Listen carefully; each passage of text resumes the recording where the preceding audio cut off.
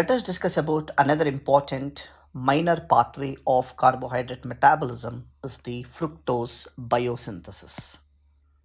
Fructose biosynthesis.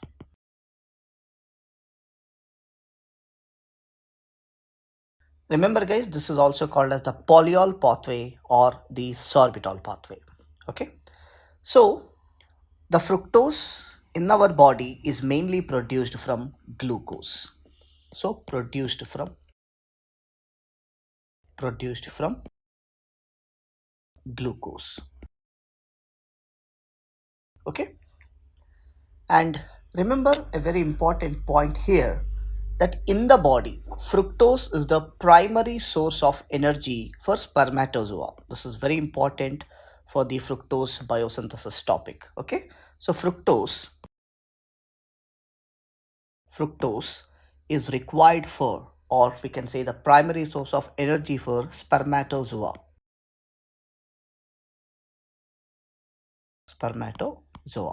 Right? This is an important MCQ point. Now, let us discuss about what are the enzymes. Enzymes which are associated with the fructose biosynthesis. Now, generally, glucose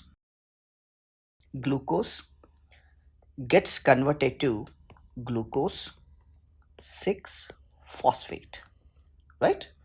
And this is mediated by hexokinase.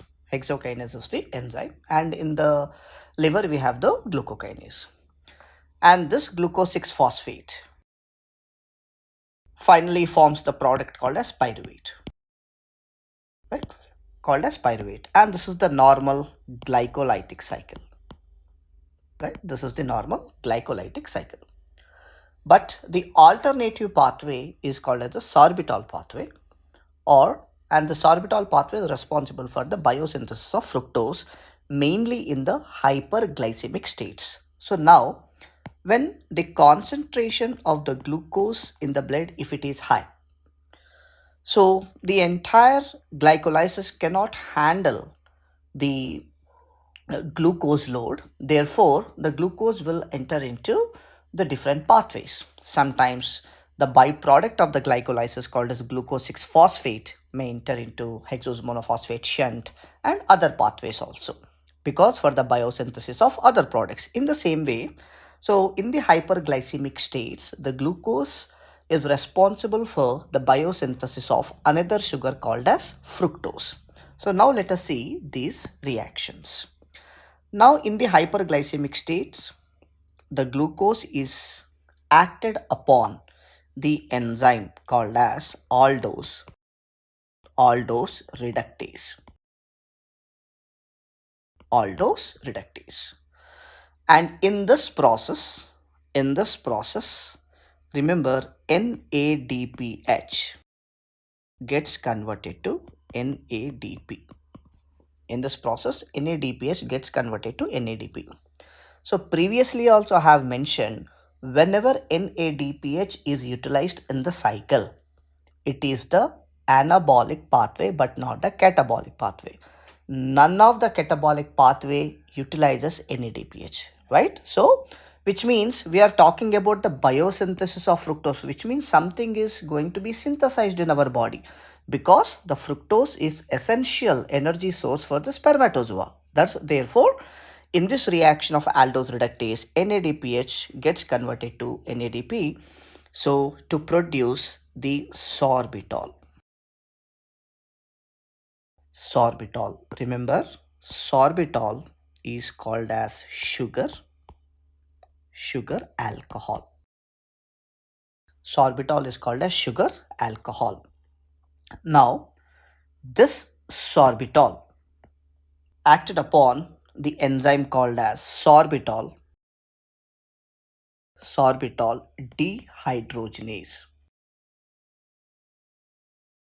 dehydrogenase, and in this process NAD plus gets converted to NADH.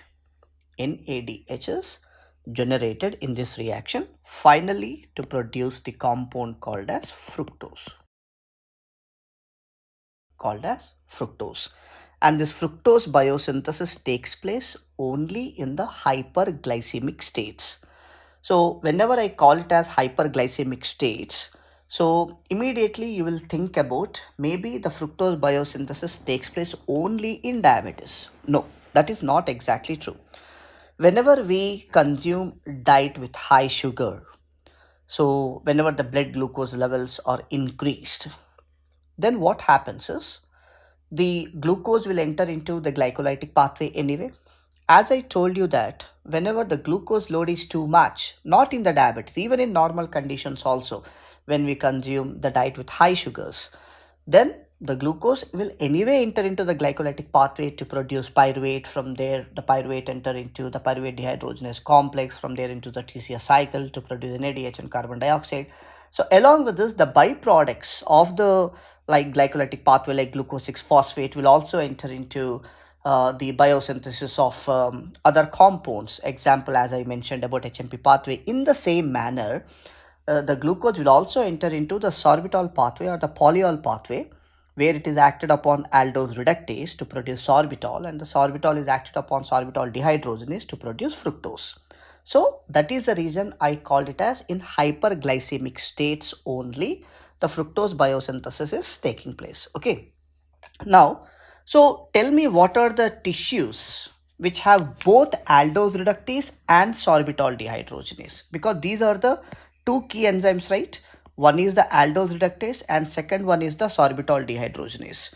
So tissues with both enzymes,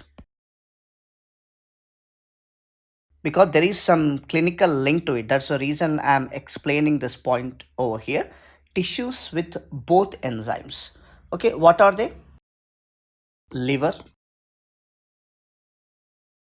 ovaries,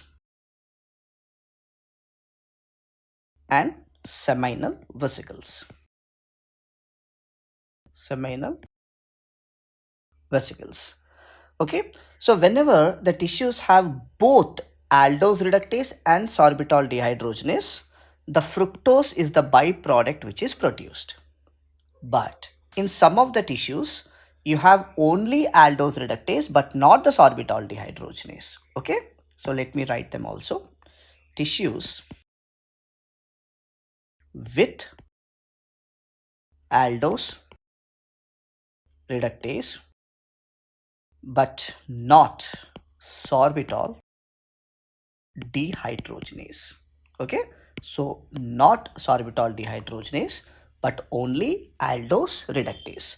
So, and what are these tissues?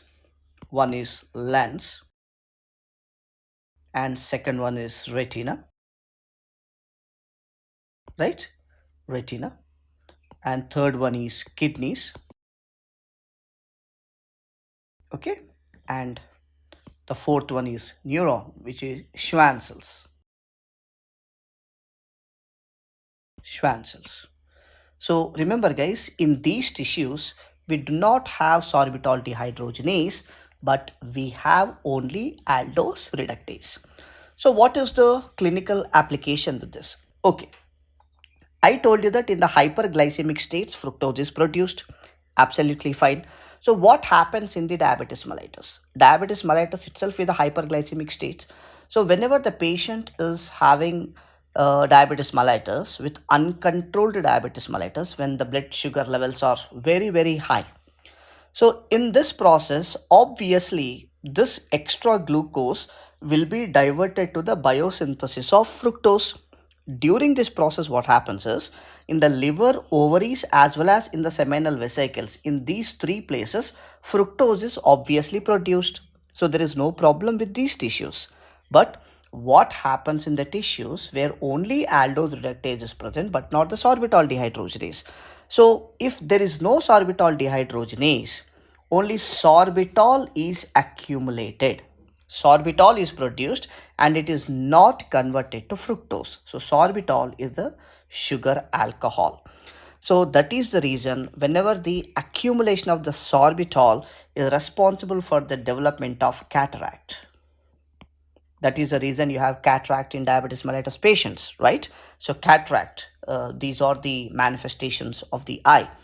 And we have the what are the manifestations of the retina? So due to the accumulation of the sorbitol in the lens, we develop cataract.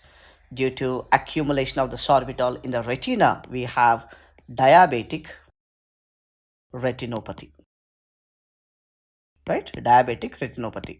So this will mainly happens in the hyperglycemic states, in the uncontrolled diabetes mellitus patients. Why we develop cataract, diabetic retinopathy is mainly because of the accumulation of sugar alcohol known as sorbitol, and in the kidneys it causes diabetic nephropathy, right? Diabetic nephropathy. And in the neurons it causes diabetic neuropathy. I hope you have understood what is the link between the fructose biosynthesis with the complications of diabetes mellitus because of the accumulation of the sorbitol in these tissues like lens, retina, kidneys, as well as the Schwann cells. So this is what we need to know about the fructose biosynthesis. Okay, and see you in the other video. Thank you.